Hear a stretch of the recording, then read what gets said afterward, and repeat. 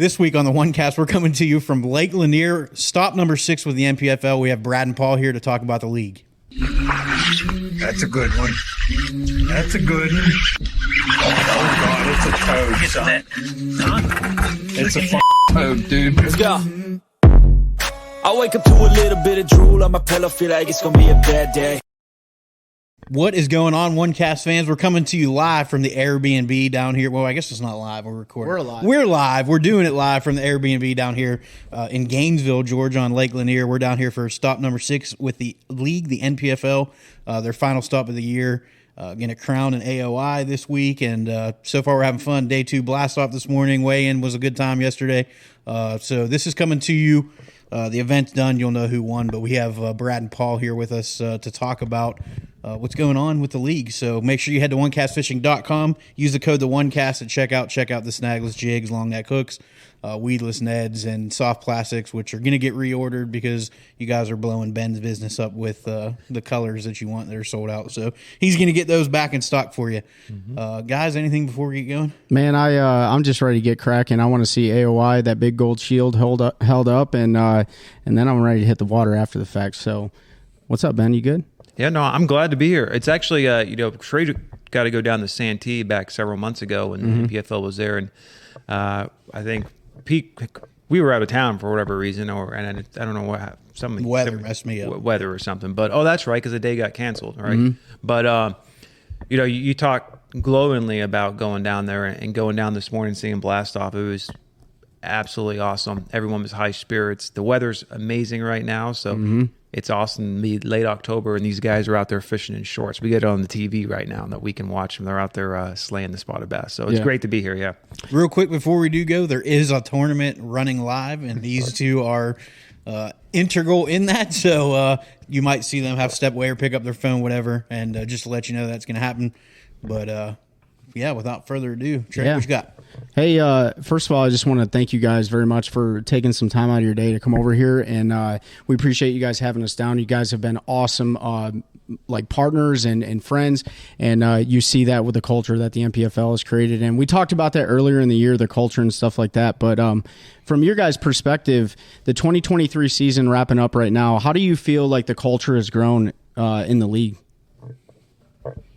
Am I the culture guy? We can both talk to the culture. You talk to how the culture has grown, and I'll talk what we see as far as incoming culture. Yeah, obviously, Trey, I think that's the first conversation you and I had down at Santee Cooper, and it's palpable. Like you can feel it when you're here. And Ben, and today, look, man, these guys are under a lot of stress. There's a lot going on.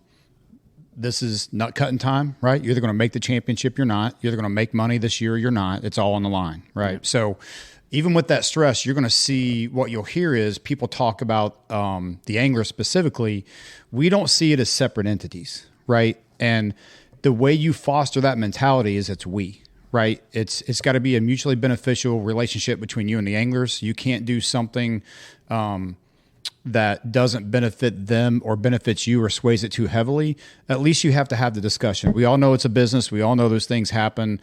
But how you handle that and how you articulate that to your customer, these guys are paying to be here, right? We don't run no entry fees. Like, they are our customers. We feel like the effort we put in to make them feel like customers and treat them as such, we do hold a very high standard. We have high expectations. We talk with them about those expectations, and when those expectations aren't met, they know they're going to have a conversation. I've had a couple this week already, but it's okay because that's the culture, right? It's not something we do out of any other thing that we want to be successful. Our success is their success, and it's one thing to sit here and say it. Like, we don't talk a lot about it internally. We talk about it externally with you guys, but we just go do it. And that culture of just doing it, we play a motivational little deal every morning. I've got a really cool one tomorrow that I'm actually going to say a few words about, but it goes into the mentality that you carry out through the whole event and how it spans between the events. We're not perfect. They're not perfect. They make mistakes. We make mistakes. But how we handle those is how you truly establish who you are as an entity.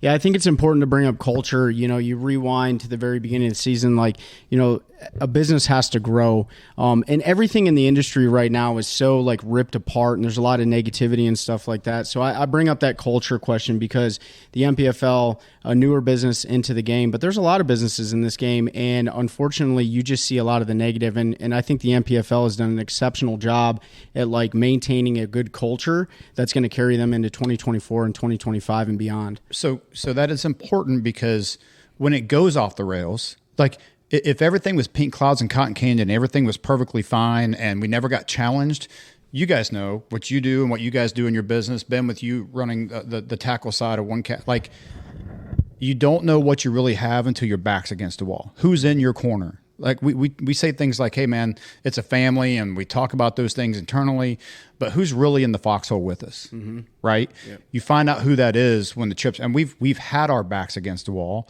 We've chose to overcome it. We've actively pursued success, right? Like we just didn't sit back and go, laissez-faire, like, we'll see what happens. Like we go out and we go get it. And the anglers do that. We do that. And that's when you find out, really, are you going, we've been tested, I feel like. And I'm very proud of how we've handled it. Not proud of the way we got there sometimes, but man, that's life. Like, everything good or bad that I've done in my life has made me who I am today, and I stand beside that, and it's made me a better person. So I'm good with that. Same thing for the league. Yeah. Before we jump into the future of the league, I have a question. Like when you look back at the beginning of, you don't have to go back to when it first started, but let's say the beginning of 2023, what are some of the biggest lessons learned from a business perspective and growth mindset that the MPFL has captured so that they can take that into the future? Well, part of that culture that we establish day in and day out is creating that, we care. Like true basis, we utilize different verbiage for it. Like we give a crap about everything, about their personal life, about their work life, about their fishing life, about their family life, everything. Brad and I are both very, loyal to a fault. Like we will literally throw ourselves in front of a moving train for our anglers. That being said, at the end of the day, it is a business, and we've had to kind of pull back some of those reins and say, hey man, this is a business conversation we're fixing to have. This is not personal. This is not emotional, but it's a business conversation. Like, reestablishing that and deciding like when you kind of have to take off because we empathize with everybody, whatever their problem is. My power head blew, my trolling motor went out, I didn't get paid for this contract. So like, like we hear it all and we empathize. We have to protect the league in order for the league to survive through 2028 and beyond. We have to take the business mindset to protect the league. We have been, year one, we were the most gracious. Like if we went back and looked at the dollars and in the decisions that we made that were probably not great business decisions, we've learned a lot of valuable lessons in that. But I would think that the biggest one is really recognizing when it comes down to a sheerly business, no emotion, no, lack of empathy or anything like that. But hey, man, we got to have that. We got to have that business talk. That's a valuable lesson that we learn it every day. We're going to learn it today. We're going to learn it tomorrow, and we're dang sure going to learn it in 2024. Yeah. Before we jump into the future, I just want to say, forward-facing sonar is a huge debate. We're not going to get into it, but I'm watching. They're showing Mike Corbison on live, and what you all have done with the forward-facing sonar and putting it on the screen with your anglers so that the viewer can see what they're seeing, and it's not just because we hear the complaints, right? Like, we don't want to watch it because it's just guys staring down. Well, now you can actually see what they're doing. You can learn how they use it, and I don't know whose idea that was or if it was a collaboration or what it was. It was but mine. That is freaking You're welcome. You're welcome. I take 100% credit. Yeah, I'll give it to you. For something I had zero to do with. I want to echo what Pete said because the first time I really saw it was like it was a reel or short from Trent Palmer from the coverage, but it wasn't just him fishing in the live sonar screen there. Like he was explaining what he was seeing as it was going on, and that is, I know everyone's the forward-facing sonar argument. Everyone gets upset. You're just looking at guys' on the screen, but when guys are talking about what they're doing, and you can see their screen. There's so much learning that can happen there. I actually enjoy it more than sometimes guys just casting off in the distance at the bank, Well, Yeah, go ahead, Paul. I think forward facing is just based on the polarization of the topic itself. Like there's thousands, tens of thousands of people who hate and despise forward facing who have never been in a boat with it. Yep. They watch it on TV and they're like, I don't know what that is. It's stupid. Like hey, I said if it were up to me personally, we'd have a league. You can't fish any deeper than 4 feet. Let's go man up and get it on. But it's not my personal decision. That being said, I think that this will help educate some of those folks. You're not going to please everybody all the time, Right. but at least showing it and putting it out there, it will help educate. And I think the perfect example was at Eufaula on day 3 when Trent was on the same fish, looking at the same fish, changing up baits and making adjustments as he thought necessary, and he didn't catch them. Forward facing does not. There are a lot of off the books conversations going on right now. With the American Sport Fishing Association approached me a week before last about some of this, and they're getting actual government agencies involved to understand whether it's going to affect a resource or not long term. There's just no way to know that. We want to know that, and I think Brad and I've had the conversation when all this came up. Like, are we banning it? Are we like? I think I called him and I said, hey, man, there's no way we're even considering this, right? And he's like, absolutely not. We're not banning a technology, Now, that's as the technology sits today. It could evolve, and it could evolve into something that we could consider a video camera or video system or something that we derive as being not traditional. The way we see it today, it stands. That being said, if anyone ties forward-facing into something that takes away from the resource, that hurts the lake, hurts the fish, or anything of that nature, it becomes a whole nother conversation. Right. So I think it's good that we're having all these conversations on all fronts. Putting it on the screen will help educate some of those people who say they just hate it because they don't have it in their boat or they can't afford it or whatever, emotional attachment they have to their, Lowrance LMS 332C. So we had a couple of charters when we started talking about, and I brought this to Brian and the guys to Real Shot, and I said, hey man, I think this would be cool. And this has been going on for almost a year. And it is the fact that I've put people on my boat and showed it to them, and they had heard of it. They thought they knew what it was, but they really didn't. I would say a lot of the comments and a lot of the people watching, even some of the people who have it don't really understand what it is or what they're supposed to do with it. Yeah, you can see fish, but there's so much more to that than, just seeing a fish, throwing to a fish, catching a fish. Here's what our charter is as a production company, right? That puts on bass fishing tournaments. Is invoking emotion. When you tie an emotional response to something, it has staying power, right? So when you look at forward-facing sonar, or when you've been in your boat with it and you see a fish come out of a pile or you see a fish chasing down your bait, there's a level of excitement, anticipation that comes with that. The problem is that was the link between the viewer and the angler that we were missing. So we use that to fill the gap and invoke the emotion in the viewer of, you're not hearing the angler say it, you're feeling it yourself. Mm-hmm. And look, man, this is all about viewership.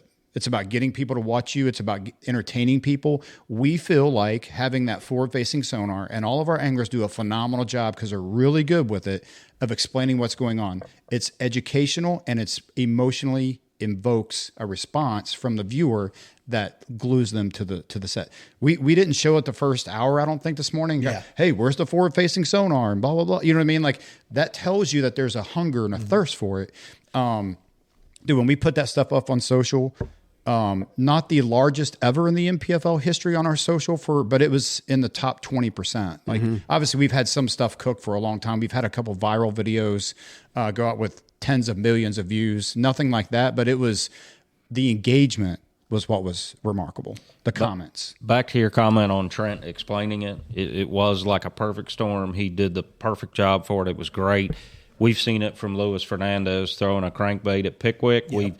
My thing is this: if you see those guys doing a great job of it, do me a favor and go share their video, go comment to them.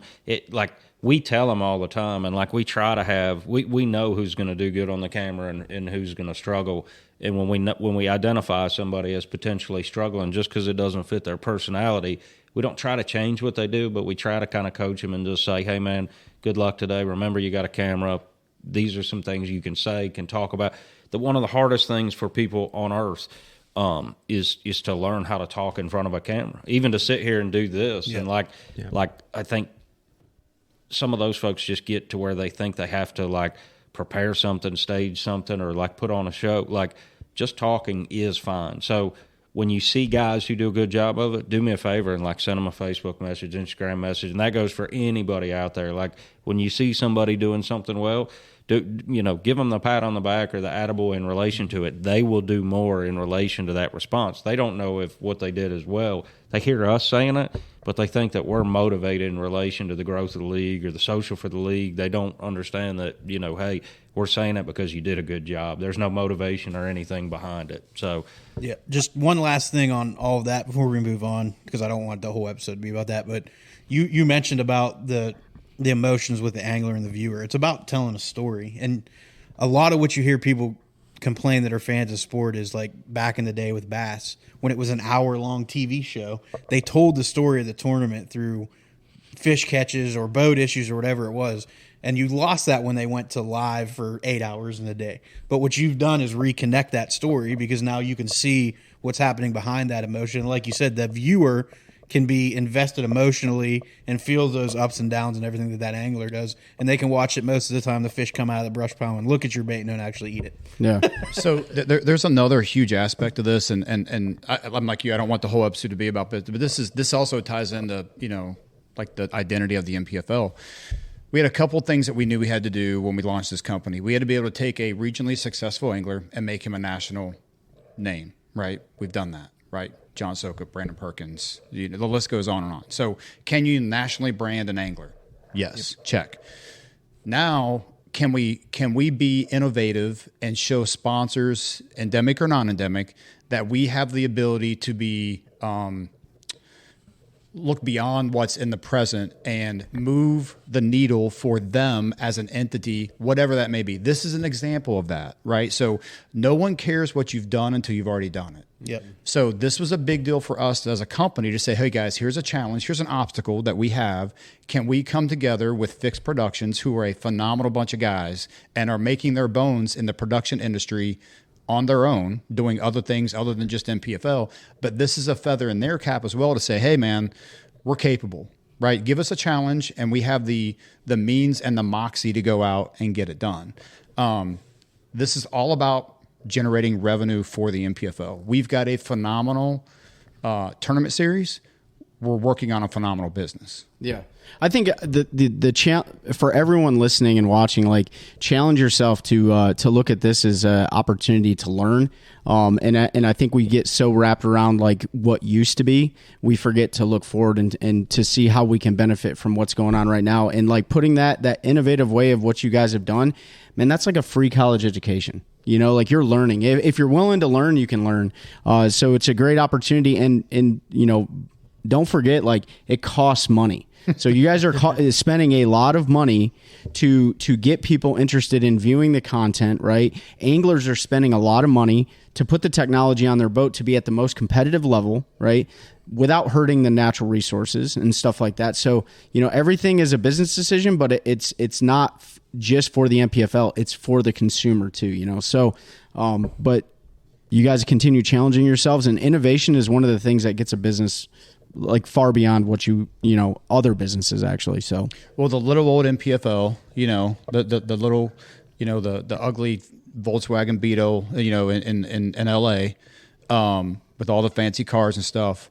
Our Volkswagen's pretty good. Yeah. You know what I mean? Like and look, man, that's a very chip on the shoulder kind of thing to say, but you got to understand from where we are as a business, we have to have that mentality. And it's not arrogance. It's not, it's not that I don't care. I care about it all too much. You know what I mean? Like we've had to actually cut some of that back because, we have to focus and we have to be very direct with, how we spend our time. We don't have 100-person staff. It's me, Paul, Al, Michelle, Mike, Kathy, and a few guys with bad attitudes around us that just get things done. And the guys at Fixer are the same way. That's not like a 100-person, production company. It's about 8 guys up there who really go to work and get it done. But it shows you what we're capable of. And I've had we had amazing response from potential sponsors. We love it. We love it. We love it. And I was like, well, man, if I told you what we've invested to do this, I need your financial support. And I'm not ashamed to say that. Like what we do here on a regular basis is extremely expensive. We feel like it's really good. It's high quality, and we're looking for partners to come in, and we've got some great potential sponsors coming up for the future that we're having amazing discussions with. But this thing doesn't run on pink clouds and cotton candy and good vibes, right? Like the almighty dollar, pays the bills. The power company or the production company, Fix doesn't care how much people love it if they're not willing to pay for it. That's right. Right. So what's going on, guys? Pete with the OneCast here. So excited to announce our newest podcast partner, Carolina Waters. Carolina Waters is a performance fishing and outdoor lifestyle apparel company that's based right here in North Carolina. They provide clothing like lightweight UPF shirts for those days out on the water or in the field for your hardcore fisherman or athlete. They also have casual t-shirts for those more relaxing days. Tons of different styles of headwear for the whole family. No matter what it is you're doing, if you're doing it outdoors in the Carolinas or anywhere across the country, Carolina Waters has you covered. Be sure to head over to their website, check out the apparel, find what fits your needs at carolinawatersnc.com.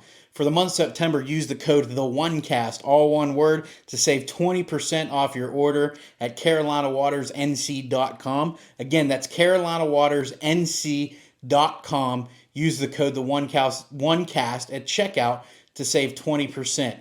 Appreciate y'all. Make sure you check them out. Use that code to let you know that we sent you. Help us continue to grow a culture of anglers helping anglers, one cast at a time. All right, so we talked about some of the 2023 challenges, and yeah, we were on the forward-facing sonar topic a little bit. But one of the things I wanted to, before we move on, because there's a lot of stuff going on in the future. One of the things that a lot of people don't know about, and I think we talked about it in the very first episode that we did with you guys, is the community outreach programs. Right, that's something that not a lot of people know about. And so, from the inception of the NPFL, how has that grown, and what are some of the major success stories that you guys have seen along the way with that? Well, Paul does all that for the NPFL. I do want to speak to the overall impact on the business from my seat. When we're looking at adding value for our customer, which in this case is going to be the venue, so the host city, hey, what can we do, one, to differentiate ourselves? Because we are working from a limited budget and all those things. So when you look at, hey, how do I become better without adding a lot of expense? It's just through hard work and putting in the time. So, okay, what can we do? And I think we started right off the get and started saying, hey, we want to go out and engage with the community and it's good for our anglers and their sponsors. We can shoot very high quality photos with twin visuals and give that to those anglers that they can in turn and use for their sponsors. So one, it adds value for the city, it adds value for the angler, and it adds value for the league. It's a win-win-win. What we've seen that grow into, Trey, is that is a very large part to what these venues, when we start talking about coming, yeah, there's a heads and beds aspect to it. There's an overall economical impact. But the thing that people don't know is we leave behind a full digital package. Everything we shoot at a venue stays with that venue. Like the videos, the highlights, everything, so they can use that as marketing materials down the road for future endeavors, whatever that is. If you had a company come in and just shoot a package like that for a week in your city, it would be very, very, very expensive. Yeah. So immediately we've added value to the league, we've added value to the anglers, we've added value to the company, and we've shown the venue an extreme value of what they can get for that kind of money. Okay. But Paul will speak to like some of those specific conversations. In the process, when we go out to the city, we run into two hurdles. The first one, there's been a bunch of fishing tournaments here, or they know fishing, they understand fishing, and we're like, hey, we're going to do outreach. And they're like, what? Like they just don't, they almost don't care about it. They're not responsive on it. When we have that happen, Brad tasks me and says, look, man, I don't care if they picked it or not. Go find us some. Like it's not something, just because the city says it's not important to them. And that's the exception, not the rule. But There are places we go where they just don't have any interest in it because there's been other tournaments there. Then after the fact, when they see what we go and do, they're like, wow, everybody should do this. And we're like, okay, great. You know, tell them, don't tell us. We'll be back. The outreach, I think, you know, just based on what we do logistically and the outreach side of what we have to offer, we've left, I know, 4 different places with contracts in hand for return events. The bold truth about it, nobody cares what the fishermen do. Like from the city aspect, we talk about growing the sport. We talk about showing people who we are and what we do. At the end of the day, we could come to Gwinnett County. We could fish Lake Lanier. We could not have done what we did on the outreach side, and absolutely nobody would care other than maybe there's a dude holding a $100,000 check. It's just the blunt truth of what we do. We had a short notice opportunity this week come up from the city of Gainesville to go to a senior center. We had, I believe, 3 boats, either 3 or boats, go to the senior center. Miss Regina Dyer at City of Gainesville has already said she will not forget any of those 3 anglers. She knows their names. She's rooting for them. She's asking questions about, hey, you know, why am I not seeing Will Harkins on here? Why am I not seeing Richard Key? Or, you know, she is seeing Will Harkins, but why do I see Will and not Richard Key type of deal? And we explained some of that, but we now have somebody who had direct connection to fishing tournaments. She's dealt with a bunch of them, but she's got that emotional investment and that relatability because those guys took the time out of their off day to go to the senior center and spend some times with some folks. A lot of it, you know, a lot of what we do, and this goes back even to the business side, and Brad will contest to this, there's a lot that we do that there's absolutely zero explanation other than our faith. Like if we sit down at the end of the day and we're truthful with ourselves, Brad doesn't do it, I don't do it. Like things happen because it's meant to be and because it's there and because it's predestination and because, you know, we do have faith in what we do and we're making the right decisions in relation to that. That being said, on the outreach side, like was it year 1 at Grand? Excuse me, year 1 at Grand. We went to a animal shelter. Didn't say anything. Didn't ask. Didn't have any expectation. Corey Knoll. Yeah, Corey Knoll. Yep. Adopted a dog. Well, we're like, okay, cool. Now the dog's in the boat. Corey's got a camera. He fished pretty well that day, or you know, the dog literally goes across stage like he's been going to fishing tournaments for, you know, 40 years, like he's old hat, old business. Like we couldn't, it made a phenomenal story. We didn't ask for it. We didn't force it. It's all organic. So, I say all that to say this, like we do the outreach because we care. Like we're not doing it for the photo op. We're not doing it for the press now. Like, for instance, when we went to that shelter, we asked them, hey, are you okay with us filming and all that? And they said, yeah, we need resources. We need people to know who we are. We need people. So we do go to a lot of these places, and they tell us, like, hey, please film our story so you can help us tell the world. We also leave that digital packet, media packet with those folks. I got to give a shout-out to our content creators, you know, Twin Visuals, Tanner and Travis Lyons, because they make us look like just animals out there, like the storytelling piece for the relatability side is pretty unbelievable what they do from a quality of content stance. So that's a huge thank you to them for what they do. That being said, you may get a lot of people watching looking for that story piece that you don't realize, you know, who also check out fishing while they're there and learn something or other about what tournament fishing is and how it works on our event. Yeah, and there's a significant amount of stuff we do that we don't film. Yeah. And we don't, it's something, you know, it's personal. Yeah.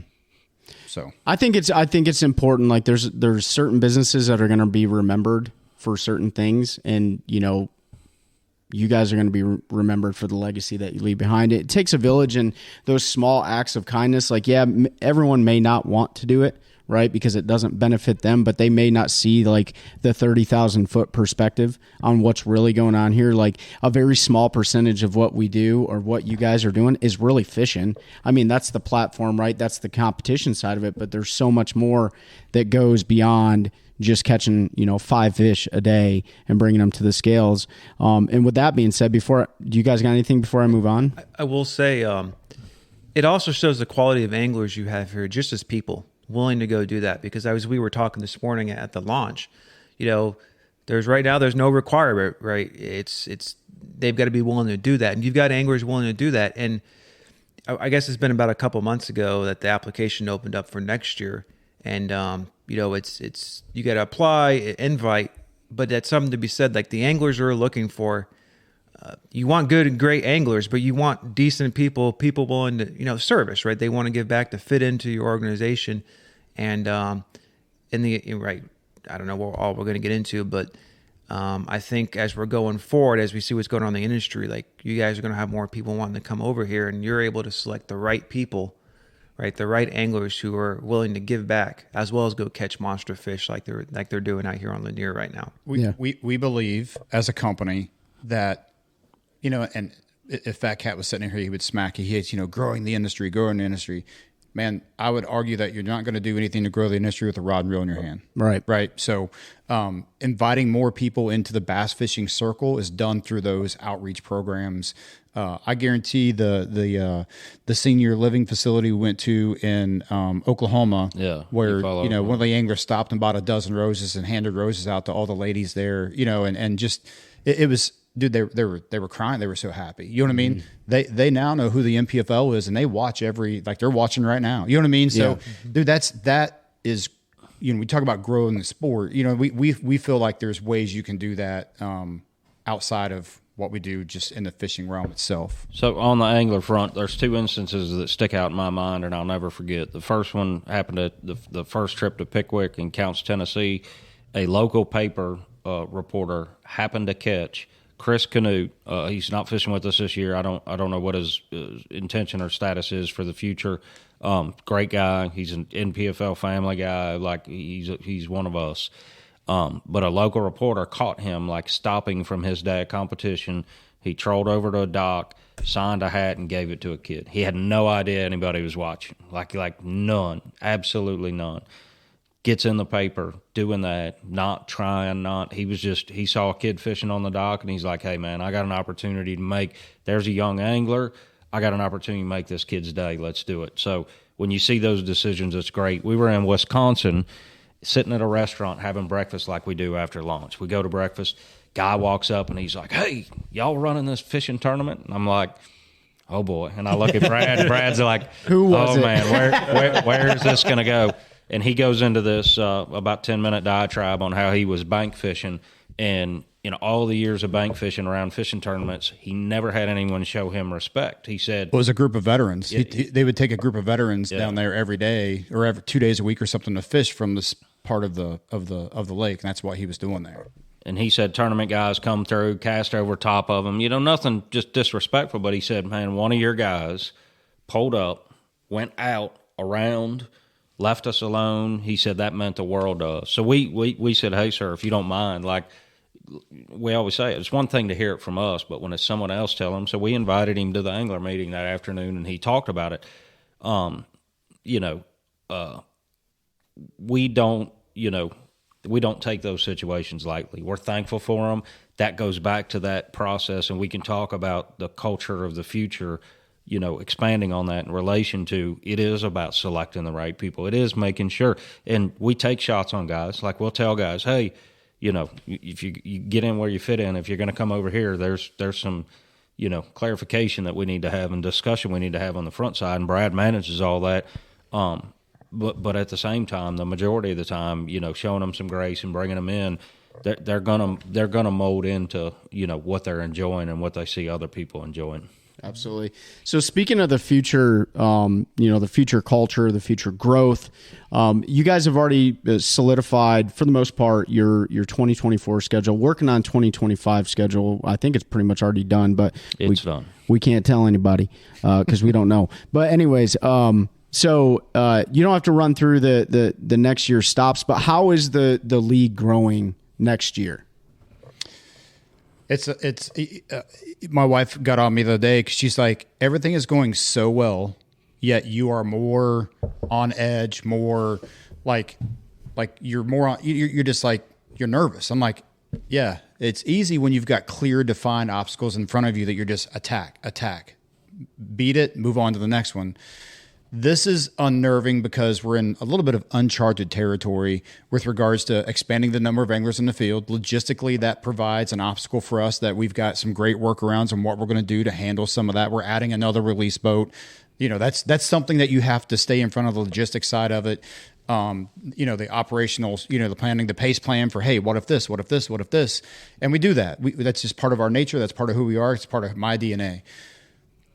When you think about the 130 anglers and a lot of the little things we do, my concern is to have the same look and feel to the MPFL at a almost double the size of the field. It's the culture. So, and that's really what you're talking about here is what are going to be the obstacles to maintaining that? And it's just harder with more mouths to feed. Yeah. Right. And that's just something we're going to have to work really hard. We have regular discussions about that. And it starts with what you said, Ben, getting the right guys here. And, we had a quick chat this morning. That's where it starts. If you have one bad apple in the group, it can really derail it for the whole organization. And I don't mean bad apple like cheating, you know what I mean? Like all that stuff. I just mean we're a new business. We're a growing business. We're a startup going into year 4. We're still a startup. That makes you extremely vulnerable to bad thing. When something small that happens, and I'm going to talk about something because it speaks to how we do things. We had an incident yesterday with our release boat. We have a single release boat that's dual redundant. It's awesome. Like our fish release rates are, you follow with a 100-degree heat index. We had 3 fish we lost all week. That's wow. I'm sorry. We had 8 total fish for the week. The most we had in a single day was 3. Was the high. 332, I think, is what it was. Because we hound our anglers about it. We had a nearly catastrophic incident yesterday that was out of the scope of our control. With the release boat, that would have been horrible. That nothing we could have done to prevent it. It's just something that happened. I will say we had 1 fish out of this fishery yesterday that expired, and we ended up with 5. Still a phenomenal. I knew this was going to happen. If you got to take it, it's fine. A phenomenal release rate. But it just goes to show you how fleeting success is in this industry. Because one little misstep like that, bro, like you imagine you lose a whole release boat full of spotted bass in a trophy fishery, but that's the risk you take when you start doing these things. And guess what? We woke up this morning. We launched the entire staff. We have 8 people here with us. And every one of those guys are at that release boat right now, and it will be 100. It'll be better today than when we started the morning. Yep. You know what I mean? Yeah. And we're building another redundancy. Like, hey man, we didn't see this. Like, we're adding a redundancy to make sure that never ever has a possibility to happen again. I've already called the release boat that we're getting. I'm like, hey, I want this installed on it. That way, this will never happen again. You know what I mean? Like, I just want the people at home to understand how. And this goes for bass, everybody. But especially for us, because we're so new, that you're extremely vulnerable to one little mistake can really derail everything. No one cares how great you've done. They always care, like, what's the worst thing you did this year? You'll be remembered by your failures. 100%. And, I'm proud of, again, how it was handled and overcome and all that stuff. So, we're lucky. You got to be a little bit lucky in this, man. Oh, yeah. You got to be. And fortune favors the brave, right? So that's right. We believe that we're just too dumb to quit, so we're going to keep rolling. When you do things the right way, those breaks seem to go your way more often than not. You hear people talk about karma, momentum, whatever you want to call it. You all do things the right way when nobody's looking and when people are looking, and you're going to catch those breaks like that. And it, like you said, the fear of the obstacles you can see, you're not that scared of because you can attack those. It's when you don't. It's reacting to contact, right? Like something happens and you have to react to it. And you get a huge control point there by screening your anglers because you're not as likely to get blindsided with, hey, I'll say it right here and you guys don't have to agree with me. Fishermen are some of the most dramatic people I've ever met in my life. I'm one of them. I've probably done it before. Absolutely. But like, look at the debates going on. Yeah, right look now. at everything going on with the MLF and everybody. Like, it's out there. FFS. Like, being able to control some of that and who is fishing with you and knowing how some folks are, you can help eliminate some of those risks. There are anglers who have chosen not to fish the NPFL based on mine and their conversation. Yeah. And I don't mean that like in a braggadocious kind of kiss the ring kind of way. I just mean that, hey man, I try to have the hard conversation up front so you don't have to have an uncomfortable situation later. But hey man, this is what we do.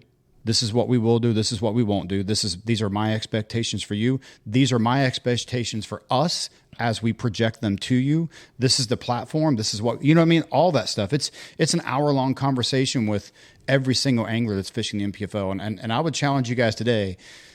It's funny, and you don't realize the impact you have on an angler, to be honest with you. If you walk up to anyone in this league, they remember that phone call with me because it set the tone for everything that they've said. And I think we've done a good job of doing what we said we would do. And going above and beyond to meet their expectations. As you guys see, we're owner-operators, right? Like, we're in the trucks, we're on the stage, we're in the trailer.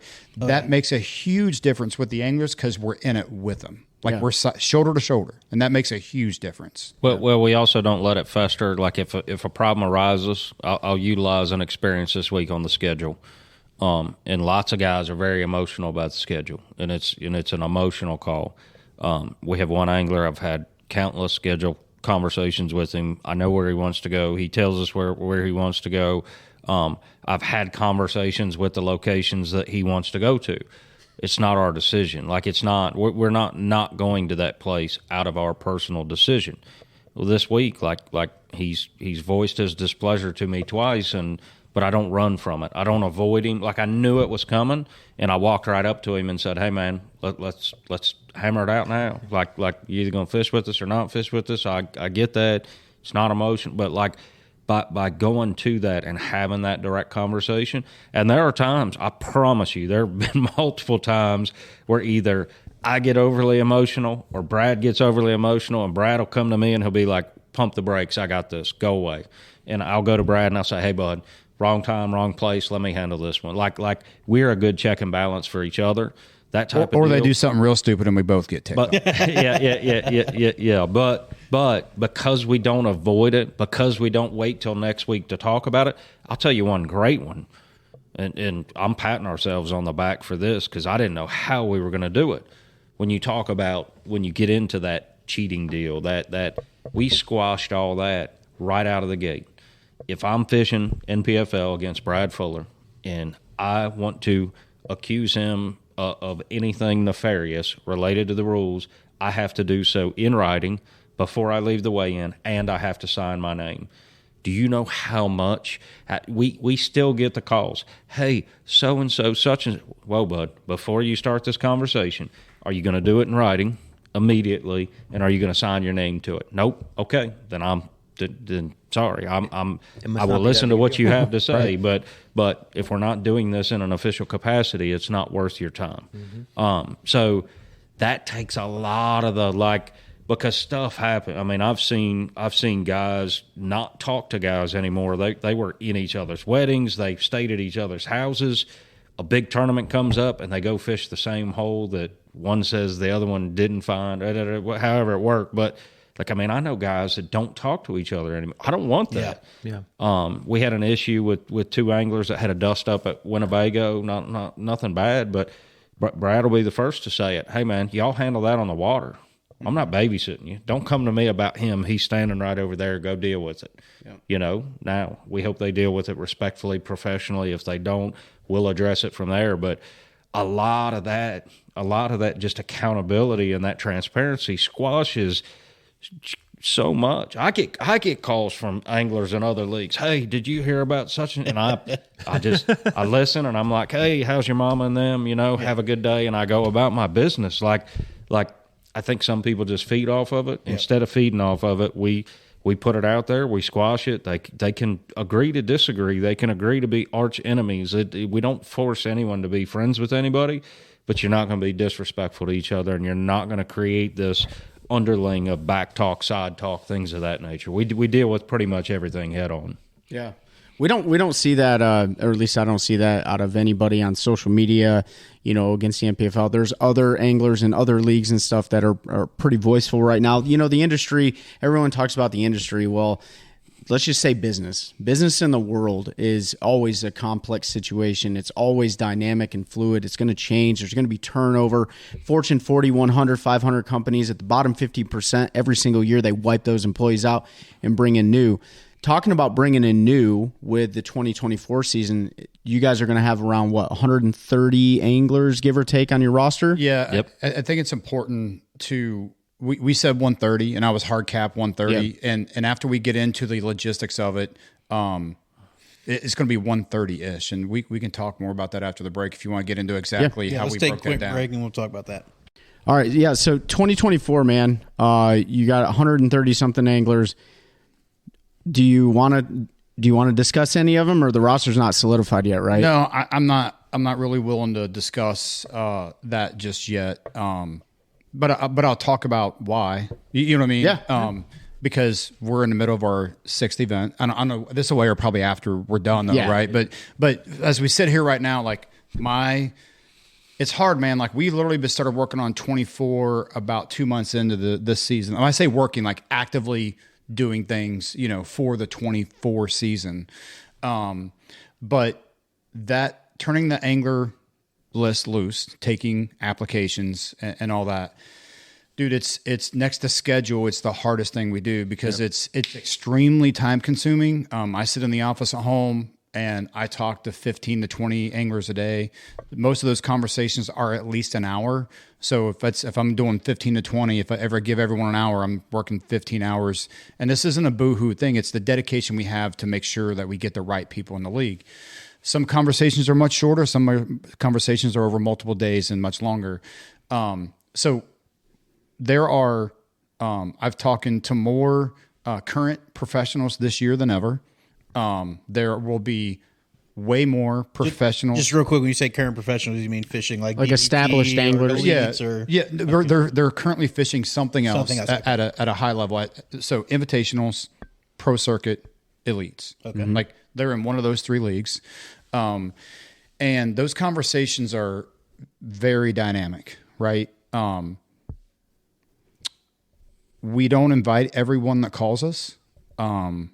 And I'm not saying this is a kiss the ring thing. It speaks to what we're looking for. And I have anglers ask me all the time, what's the requirements? There are no requirements. The requirement is that you and I have a conversation. We talk about what each other's needs and desires are within the industry and what we can do and what they can do for us and vice versa. And then we come to an agreement that you're a good fit and we send you a contract and the rules, and then the ball's in your court. Currently, I've got 135 contracts out to anglers. I have 68 signed with paid invoices, which means they are 68 guys locked into the NPFL for 2024. Schedule release on Wednesday. We have seen an influx of those that we haven't had a chance to process yet because we're dedicated to making sure these 69 guys in the water this week are getting everything that we can give them. But I suspect next week is going to be a very busy week of closing out the field. Some of those anglers are household names. Yeah. The funny thing is, guys, they get the same conversation as somebody you've never heard of. I wanted to point that out. There's no entitlement in the National Professional Fishing League. You guys have a conversation and identify whether or not they're going to fit the culture of the league, And you may have won a couple Bassmaster Classics or whatever the case may be, but maybe because you were good in that league, but maybe not our league. So I think it's important to point that out. Well, it's interesting to use the word good. Right? Being a good angler does not make you a good person. That's right. Being a good football player doesn't make you a good person. We need above, I said this today, and I think you guys all chuckled hey, man, the NPFL as it sits right now, my 68 that I have, there's fish catchers in there. We can build a show and a company around them. Do we want the support of some of these guys that have larger followings? Absolutely. The goal with your angler field for a company like us is to build your sphere of influence. Mm-hmm.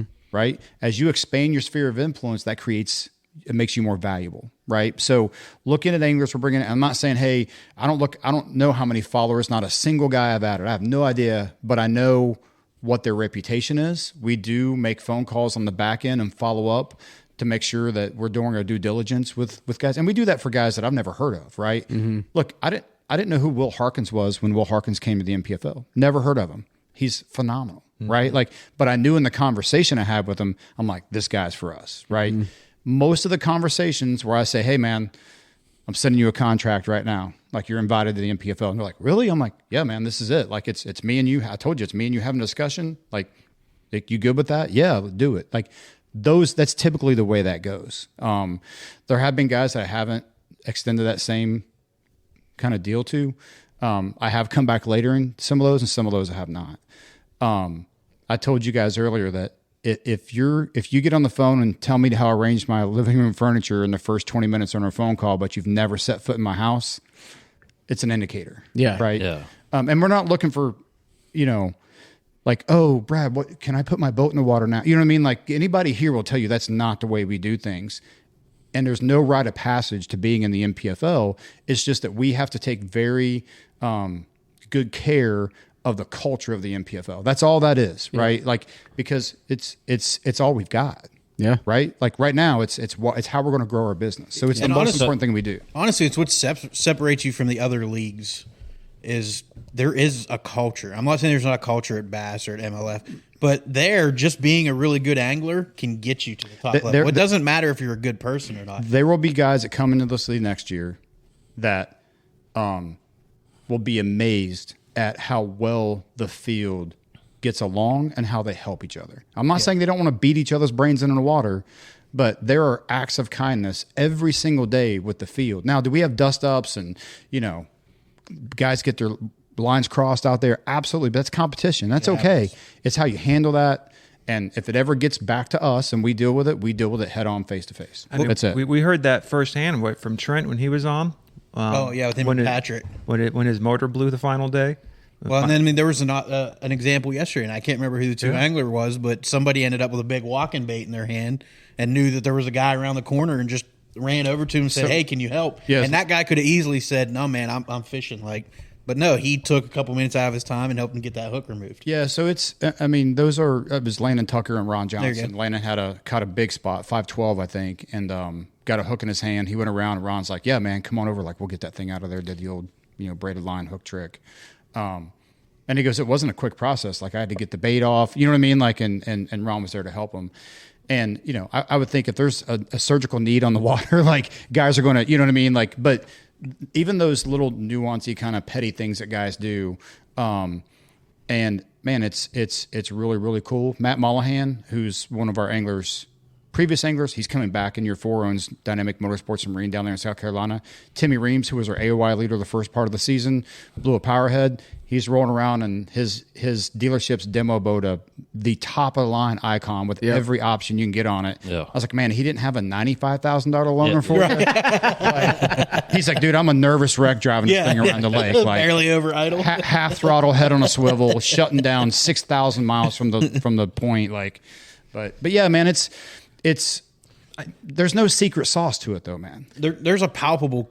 We keep talking about culture, but you can feel it when you get everybody's mingling in the morning at weigh-in. Dude, wait till Saturday. Everybody's. Oh yeah. I'm excited to see that. But it's just like everybody, even if they have their little quarrels, everybody is one when you're here. I've been to blast offs for every trail, and it's not always like that. Like, this is a little bit different too, because the way it's a phenomenal facility. You can probably park 3 MPFL tournaments there, honestly. But there's no, I'll just use Green Pond, for instance, where you've got those big, long docks where everybody can get on the dock and talk and do those things. It's not really set up that way, but you still get that feel here. Yeah. Mm-hmm. And at the weigh-in on Saturday is what you'll see. You know what the big problem for us logistically on Saturday is? All the anglers that stay to watch the champion be crowned. Yeah. It's a problem every single event. So, and that was one we didn't see coming. We knew we hit it at Eufaula, Alabama, year 1. You weigh in to the right of Lake Point. We're standing on the stage. We had just crowned the trophy to John Sukup, and I tap him on the shoulder, and I'm like, look at that. And literally in that open field, there was probably 35, 45 boats, guys sitting on them. I tell people all the time, I'm like, hey, you want to come meet Patrick Walters? Come to one of our weigh-ins. He's going to be standing there on Saturday, drinking a beer, hanging out, having a good time, touching on the culture bit a little bit. I don't want to derail the conversation, but those names and how we were talking about those big names, they want to be here. Yeah. We're not compensating them. We don't treat them any different. We have zero entitlement with them, their names, any of that type of deal. We don't take advantage of it. We haven't taken these guys, we haven't put John Cox on a pedestal and exploited his circle of influence. What we have done is talk to him and treated to him, like he'll be texting me here in a minute. It's hard to explain, but those guys want to be here because they come back and it feels like when they started fishing. Yeah, and I think there's not the politics, there's not the drama, and they enjoy being here. That's why other guys are coming. I think that's a great opportunity for you all in the league because, like, we've seen Patrick Walters, John Cox, right, some elite guys on the trail. And, you're talking about how you're building new angle profiles because there's guys in there that are hanging with them every single time. One right there, Hunter Bogman. Exactly. Right. And on the screen with Quentin Capo, prior elite guy. They were hanging with these guys.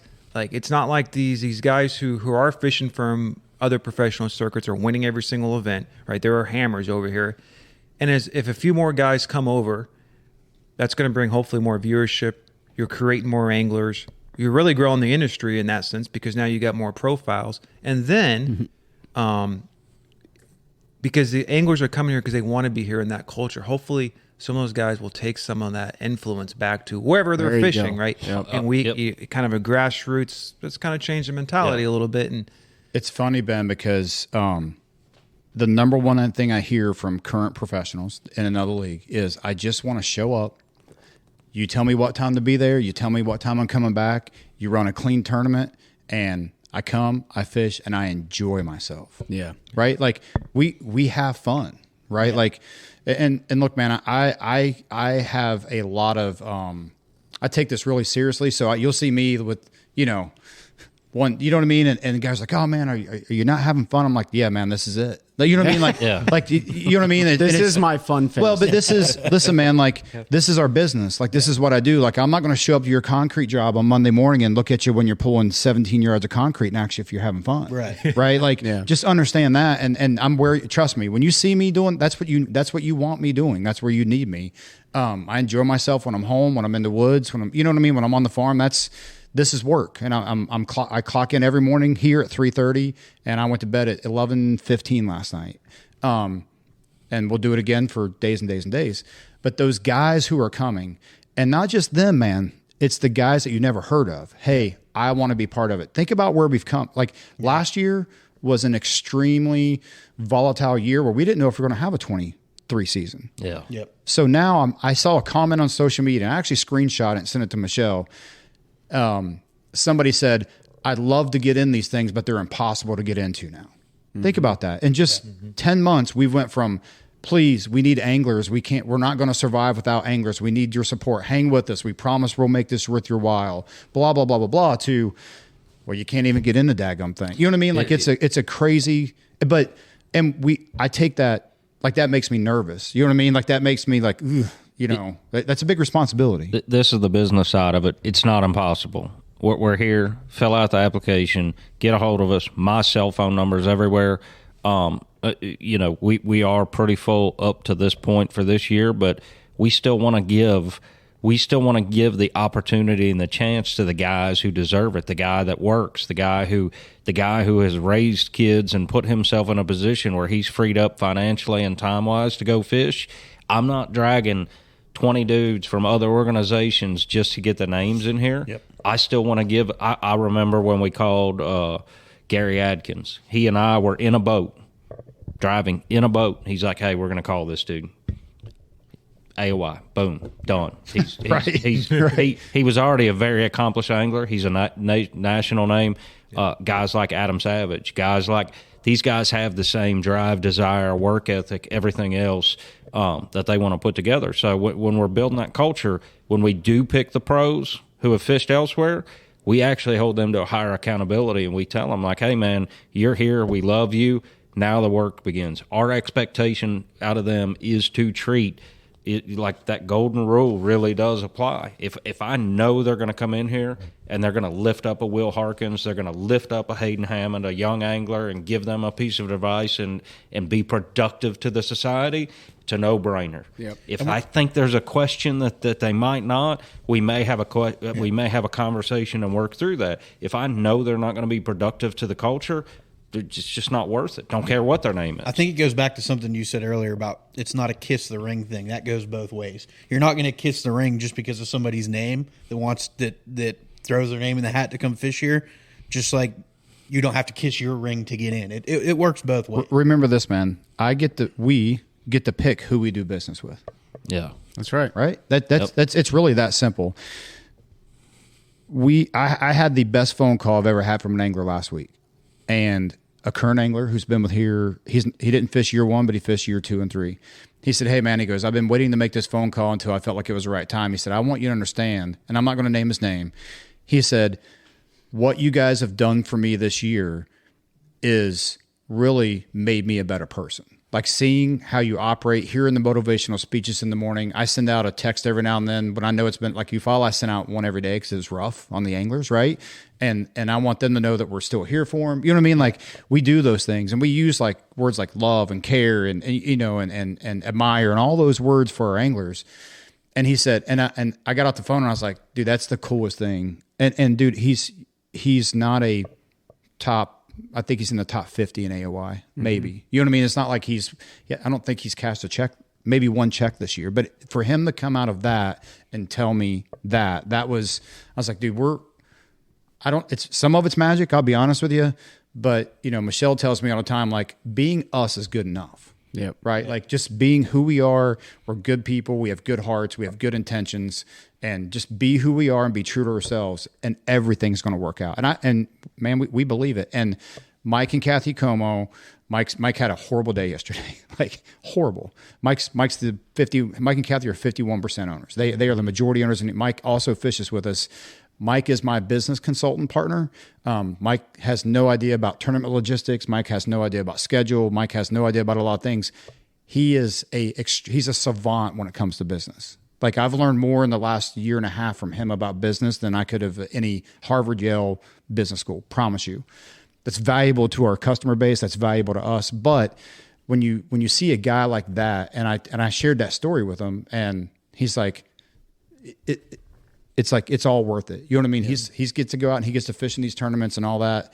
But we're all in on this MPFL thing. Like this is it. You know what I mean? We've looked at doing some other things. And I think some of those may work out just through expansion and acquisition and stuff. But man, we've talked about, we won't do anything like that at the detriment of what we have here. Mm-hmm. Yep. There's got to be, the conditions have to be set, and there has to be like a full campaign plan for you to say, okay, conditions are set, we can expand now, because I think a lot of businesses do that too fast. Early, yeah. They try to scale. Yeah, they try to go too big. They don't have the logistics. They don't even have their foundation. Their foundation's not even set yet. When we say we have to, right? Like, man, if we don't, then there's a detriment to the business. Yeah. Right. Yeah. Like, and dude, just like when you're running I ran a tackle company for 8 years, and you know, everybody, we need this, we need that, we need this. I'm like, yeah, man, but hang on, like you scalability, right? Like, and oftentimes you go, okay, I have to do this, or it's going to hurt my business. And we're not there yet. You know what I mean? But if an opportunity comes up at low risk, maybe you take it early. You know what I mean? But we've got, there's a lot going on. Yeah, it's all situational. So we know you're running a tournament right now. Yeah. The last thing I wanted to say, the one thing you haven't done yet, which is have a championship, that's going to be next year. That's going to be on Amistad. We're all tracking that. We all know that. What are your thoughts going into Amistad, just real quick, and what do you foresee? Oh, there it is. We're not even live, but it's live. What are your thoughts going into Amistad? I can answer that real quick, and I do have to step out and take that call. Dude, it's going to be emotional, right? Like it's going to be like a culmination of 3 years of work to get that done. Paul and I were talking about some things yesterday. It's funny because Paul and I, he's like, hey, I need 2 minutes to talk about this. I'm like, all right, man, we're up to 4 days of conversations on these 2-minute conversations. Like, you know what I mean? But man, we're going to try to make that a really look, man, it's not going to be the classic, right? Like, let's, I want to manage expectations. It's not supposed to be the classic. No, but you know what I mean? Like, just that, I think people hear championship and it's like, look, man, we're going to get one off under our belt. We're going to make it very special for the anglers. We got some really cool stuff planned for the 25 guys who are going to be down there. And that's the focus for us is making it special. Like we're not planning an expo. We're not planning like we're not trying to be something we're not. We want those guys to feel like, holy crap, man, I have to be part of this championship for every year moving forward. And that's going to be what we're hyper-focused on. Like, dude, we're talking mani-pedis in the morning before they launch every day. Like, we're going to have drivers for them to do everything. Heck, you guys see we do that for them now. Like, exactly. And here's a crazy thing, man. Like, did you know we did that, Ben, that we actually put the anglers in and parked their trucks? Yeah. So, but there's guys like, the bad thing is that's an expectation now. Oh yeah, we had three. We had three this morning that walked up and they said, "Hey, who's backing my truck in?" And I said, "You, buddy." And just walked away. I don't remember how to do that. Like we do have to. We do have to check them every once in a while. It's those little things like that you know and man, we do it every possible chance we can. Yeah. But again, when you normalize it and it loses its luster, it then becomes a burden, right? I mean, I'm just being honest with you. Like, it becomes something like, okay, guys, like, and we've had to do things in the past where it's like, hey, man, I know we've done this in the past. It is logistically not feasible for me to do that. So suck it up, Buttercup. It's on you. Yeah. Right. And they're like, got it, Brad. Appreciate it. They may not like it, but they don't tell me that. Yeah. Yeah. Making the championship all about the anglers is key, and you hear that. I know you said it's not the classic, but it shouldn't be. It should be the league's thing, and it should be the anglers' thing. And you hear that out of a lot of guys. Like, man, if I don't make the classic, I don't really want to be there because working the expo sucks. You know? Yeah, man. We have 3 or 4 goals with that championship. It's the first one, obviously, and. Again, I want every angler walking away from that. The business side, you want the anglers walking away going, buddy, like you can't not miss that. Like, they treated us like, you know, kings kind of thing. If you didn't listen to our first interview with these guys when they came on, go back and you can hear how the first championship they were supposed to have got ripped away from them. Kind of a last minute deal, bum deal. And now you can see when they're talking about how emotional it's going to be and all of that, there's a lot more to it than we're just finally having it. Like, Patrick Walters has an absolute tank on right he now. Just hooked a giant. Yeah. It's a catfish. But I know you got to step out and do that call real quick. And if you got to step out now, Paul can answer. But is there anything you can share changes for 2024? I want to talk to one change that we're discussing for 2025 real quick. Oh boy, for the whole world. Okay. Here we go. Are you really going to do that right now? Yeah. 20 minutes in. Yeah. Okay. A-rig is back, baby. We're bringing the A-rig. That's what I'm talking about. Let's go. Let's go. That is a proposed rule change for 25. Right. Yeah, I'm bringing it back. It was actually my idea. Yeah, like, I mean, look, dude. Yes, A-rig, and there are some caveats. There are some rules to that will. Oh my goodness, dude, that is a giant. Oh my! Sorry, guys. Sorry. Yeah, like we have the tournament on in the background. That's a difference maker. Is that that's we're going? Come on, gotta get it. Got him. That's his first. Look at him. Well, good night. That's a football. Well, if he high fives his cameraman, folks, go back, check out the episode on Fixed TV. They can go back and watch it. Yeah, right? yeah. We'll have the replays take about 24 hours to hang. So. We'll put the link in the video, and you can go back on Fixed TV and check it out. He didn't high five, but he there's a 5. We're finding him. All right, no interaction. All right, let's get this wrapped up because Brad's got to roll, Paul's got to roll. So 2025, you said 2025. I said that in jest just for this. We're always looking at that. We're always looking at what's best for the angler. How do we make it better for the angler? When the anglers come up and they say, "Hey, man, this is terrible," like, we don't just blow it off and go the other way. We like, he'll come to me, I'll come to him. We'll all get our heads all in the same box and say, "Hey, is this an issue, and is it something that we need to address? Whether we are well founded in it from our perspective or not." And there will be a with the field of 130. Obviously, there'll be a lot of discussions throughout the year about that. I didn't say angler vote. Like, this is not a democracy. We're running a business, and if I think it's good for the business and good for the anglers and good for the sponsors, then that's something we'll seriously entertain. But I'm not taking a vote on it. But benevolent dictatorship. If you approve an A-rig, every angler will have an A-rig in their boat. Oh, yeah. Like, it's going to happen, right? Can you just imagine the TV clip of a guy doubling up on like 4-pounders? Imagine it. On like, live scope. Yeah, just say Logan Martin next year. Yep. Yeah. Like, that's and look, I think there's the mystique of that thing when it first came out and why it was banned and all that stuff. Like, man, we're so far past that now. Yeah. Like, it's a parochial mindset, and with forward facing sonar and that, like, that's some cool stuff, right? Yeah. Like, but here's what it's going to show you. It's going to show you that you don't throw an A-rig out and reel it in with the reel behind your back and catch 25 pounds every time. Like, so you may have when it first came out, but you don't do that now. No, it is not. The anglers will be blindfolded when they throw an A-rig. All right, perfect. So, again, I know we're up against the backside of it, but the rule that has to go with that one is, and this is something we've talked a lot about anyway, is when you fish, if we would pass that rule, perhaps the next rule that goes along with it, not in front of it or behind it, is every fish has to be hooked in the mouth. Oh, wow. Yeah. Period. Yeah. One treble, one hook has to be inside the mouth or it's not a viable catch. Yep. So, I like it. Again, those are, Luke has varying opinions on it. Fat Cat, like we talk about these things now for 25. Like, I hope I'm alive in 25 at this point, right? Well, 2024 is going to be an awesome year. We do have the championship. Monday morning, Brad and I go to work because we're 3 months from the kickoff for Oxford, Alabama, Logan Martin. It's going to have a lot of logistic plays in it like this one does. We're almost an hour from the launch to where we're weighing in. Logan's going to have a distance. We haven't got the exact timeline down yet. It won't be this significant, but it will be significant enough to create a logistical issue. All that being said, we don't stop. That's part of fishing all year. We don't have 6 months to plan for the season where we're not fishing. So Monday morning, not Tuesday, not Wednesday, Monday morning, we will be making calls and I already lined up the polygraph for Oxford, Alabama today. When we have opportunities to do that stuff and knock that stuff out, it was born out of necessity because we run so lean, but it's actually progressed to make us better to where we're going to be a year ahead on the schedule.